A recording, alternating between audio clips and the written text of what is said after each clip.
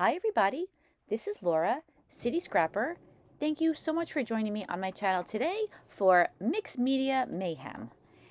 Each Friday, a number of scrapbookers use an inspiration piece and they create a layout. And the inspiration piece for this week is by Judy Taylor, and she was designing for Hey Little Magpie. And she made this beautiful layout, and I love the way she used the, I guess, triangular kind of strips of paper on the top. And I'm going to try to recreate it, but with my own twist on my layout. So I started out with some papers from a really old collection by Bunny called Boardwalk. I absolutely love this collection for summer layouts. It has a lot of oranges and yellows and reds and blues as well. But I chose the yellow and orange and reddish papers for my layout. I did a little bit of prep work and I made those long tapering strips. I mainly chose oranges and yellows, and there's a little bit of red in one of the pattern papers. For my photo, I'm using a yellow piece of pattern paper, and then I mounted my photo on a white mat, and then I layered all of that together. I'm using my scissors, and I'm distressing the edges of each one of these strips. I usually use the front of my scissors until I heard someone mention that you will dull your scissors by using the front of them. So I use the back of the scissors on some of these strips, and that seemed to work really well. So I have to remember that that's another option when distressing the edges of things with your scissors. The photo that I'm using is of the shadows of both of my daughters when we were at a beach in Cape Cod. My daughters are extremely agreeable about taking photos, and I take lots and lots of photos, as I'm sure many of you do. This day, they just didn't seem to be in the photo taking mood. And although I was secretly a little annoyed, I had to understand that that happens and sometimes people just don't feel like taking pictures. So I took a couple of pictures. I thought, oh, I'll take a picture of their shadows. I thought that looked pretty cool and that they didn't have to pose for. And then I took a couple more pictures, mainly of the scenery and some pictures of them from far away. And I actually put my camera away on this day, which is very rare for me. But I decided that it just wasn't a day where lots and lots of photos would be taken, or at least not this part of the day. And it was fine. I have enough photos to remember that day. The arrangement of these strips of paper gave me a little bit of trouble. I wasn't sure exactly how I wanted to arrange them, so I decided that I was going to stick really close to the inspiration piece and layer the pieces in the same way.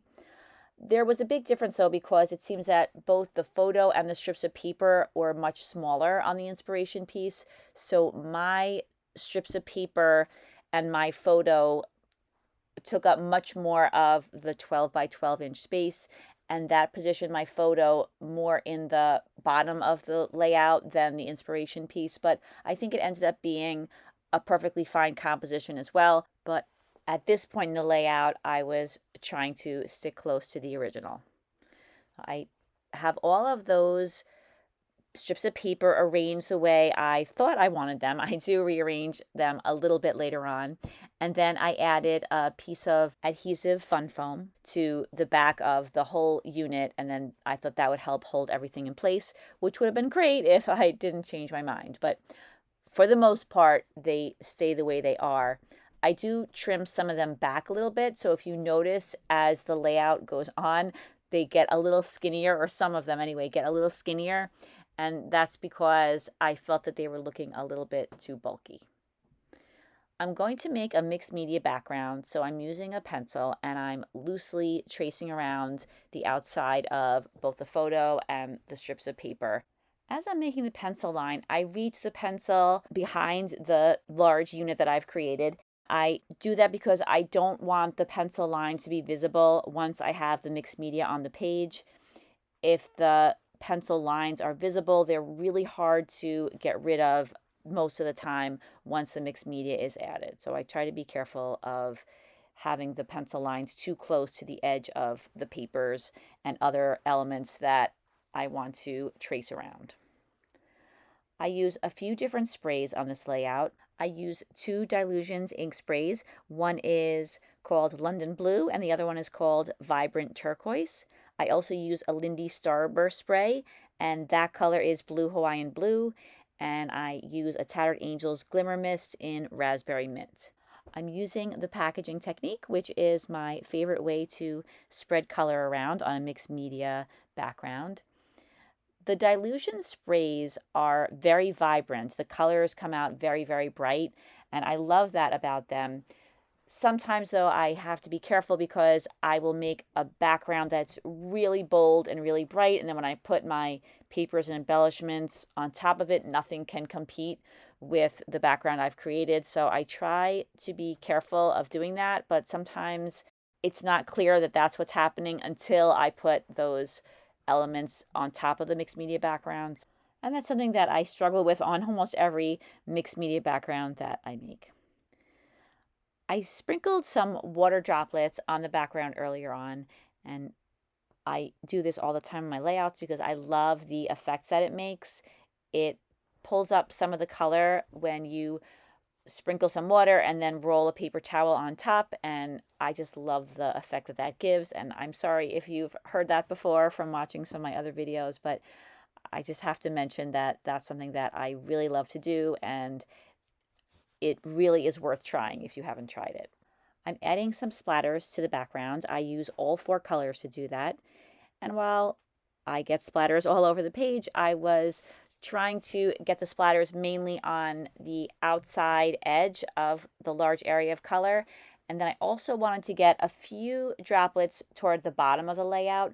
The majority of those droplets get covered up because I put quite a few embellishments much lower on the photo than, on the layout than I had planned, but there are still a couple that are visible.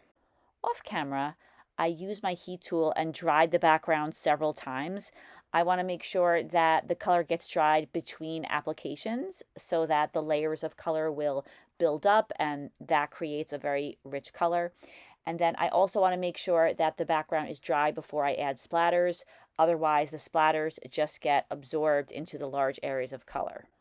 Now I'm adding some white splatters. I often use white acrylic paint.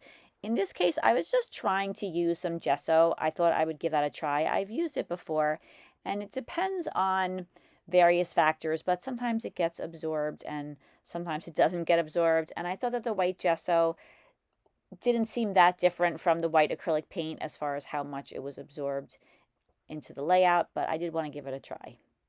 Now, I always run my mixed media backgrounds through my laminator. I guess I did not allow the sprays to dry well enough, so when I ran it through, it created a little bit of a streak going down the right side, and so I used some water and paper towels to clean that up a bit, and now I'm applying a little bit more of the various colors of spray and hoping that I could match this right side with the rest of the background.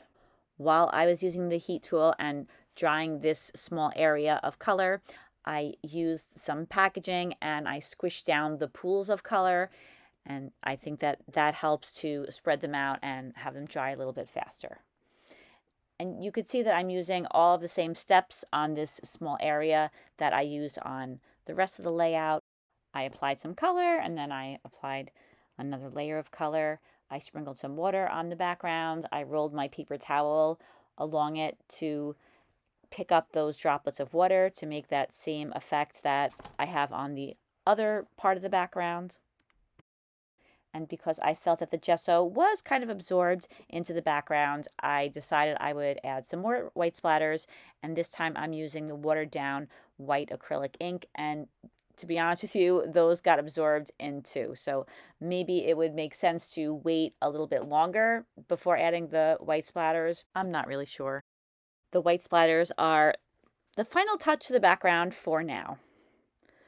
This is where I trim down some of those strips of paper. Like I said, I do that more than once on this layout. I'm adding some ATG adhesive to the back, and I'm adding a little bit to the long, thin pieces of paper, but I don't add too much because I want to stitch down the centers. The original has stitching, and I absolutely love hand stitching on my layouts, so I picked 7 different colors of embroidery floss, and I used one on each of those pieces of paper. And now I'm inking the edges of the whole background. I trimmed the background down a little bit because I'm going to attach it down to this piece of pattern paper. I thought that having a border around the outside would kind of contain that very large blue background, and I think that it was somewhat successful in doing that. So I used ATG adhesive, I gutted the center, and I attached the mixed media paper down, and I did run that paper through my laminator at least once or twice more to try to flatten it out. Now I'm using some Heidi Swapp embellishments. These are from an ephemera pack I have in my stash. I use some look like fern leaves and then some tropical leaves. The tropical leaves are transparencies, and I arrange those around the photo. There was a lot of footage of me going in with embellishments and creating something that I really disliked, and it took me a really long time to do it. So I didn't show you all that. I just cleared off the whole layout and I started fresh the next day. And I think that by the time I'm done, this set of embellishments looks a little bit better than the first one. I use a number of different stickers on this part of the layout. I use some Spellbinders epoxy stickers from a sticker sheet called Sunshiny Day. I also use a set of Fun Stampers Journey stickers. Those are called Colorful Life. And then I use some Paper House 3D stickers. When I first started making the layout, I was thinking that I might go with a blue, yellow, and orange color scheme and not add all of these bright colors in. But once I started working with these embellishments, I realized that I really like the addition of pink and green to the layout. So I think that the hardest part of the layout for me was getting these embellishments right. I spent quite a lot of time trying things out on the layout and placing them down. I think one of the big problems was that I liked a lot of these embellishments, and sometimes it could just be overload. There were a few too many embellishments. So I removed that tag. There was that really pretty tag that's over to the left now. It has pink on it, it has watermelon on it, and I really liked it, but I decided it was just a little bit too big for this layout. So I think that that was a good idea to remove that. I also removed some rosettes that I had on the layout. I thought that those were a little bit too big, and then I fussed around with the arrangement of the embellishments that were left and tried to get them in a cluster that I thought looked a little bit more cohesive than what I had initially.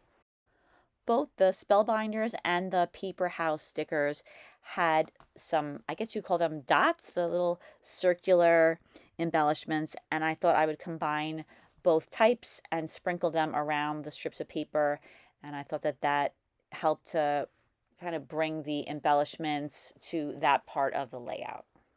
I trimmed another one of the strips of paper a little bit shorter. I wanted the yellow strip of paper that's in the center, I wanted that to be the tallest, and the other strip next to it was competing with it a little bit, so I cut that strip back so that the yellow one would be the clear, longest strip on the page. I used my fingers and I further distressed the edges of all of the papers. I also kind of rolled them up a little bit, and that was because the original had them rolled and I liked the way that that looked. And now, of course, even though I told myself that I wasn't going to, I decided the background was just a little bit too bold. I really like it, but again, it just jumps out at you and it's hard to take in the rest of the layout when something is that prominent on the page. So I decided I was going to put some heavy gesso over the top. I'm using a little sponge, and I had to be very careful because the sprays that I used on this layout, they were reactivated by the gesso. That doesn't always happen to this degree, but the sponge kept turning blue. So I tried to use a different part of the sponge each time I dipped it into the gesso, and then halfway through I went and washed it off completely. And I didn't want to drag the color all around the page. It did happen to a very small degree, but for the most part, the background looks the same, just a little bit faded out. And when you first put on the gesso, I feel that it looks much lighter, and then as the gesso dries, the color will come through a little bit. Once I was done adding the gesso to the background, I was thinking that I wanted to add some texture paste. For this layout, I'm using a stencil by Tim Holtz. I believe it's called Dot Fade. This is a stencil that I use all the time, and I'm using some Heidi Swapp metallic texture paste, and I just love this texture paste. It adds a really nice sheen to the background, but again, it's not overwhelming and it's not too attention grabbing. So it's a little tricky to use a stencil once all of the pattern papers and the embellishments have been put on the layout, but I was able to add the texture paste to the areas of blue, and I wasn't able to get the stencil underneath of those papers, but I was able to get pretty close, so I was happy with the way that the texture paste looks. And I've had this tube of this texture paste for so long, I was squeezing the last little bits out of it. And luckily I have another tube that I bought at Tuesday Morning quite a few years ago, and it didn't dry out. I just tested it to make sure, because this is something that I will miss a great deal when it's all gone. After I apply the texture paste, I wash my stencil right away because this texture paste doesn't come off stencils easily. Finally, when I am happy with the amount of texture paste that I have on the background, I remove that washi tape, and then I moved 3 of the dots back to where they were on the layout, and that completes this layout, everybody. Here are some close-ups of the layout. I hope that you enjoyed this week's Mixed Media Mayhem, and there is plenty more to watch. If you look in the description box, you'll find links to all of the scrapbookers who have created layouts and videos for this week's challenge. Thank you so much to Julie Taylor for her beautiful layout. I hope that everybody will come back soon. I really appreciate you watching this video, and I hope you have a fantastic day. Take care, everybody. Bye-bye.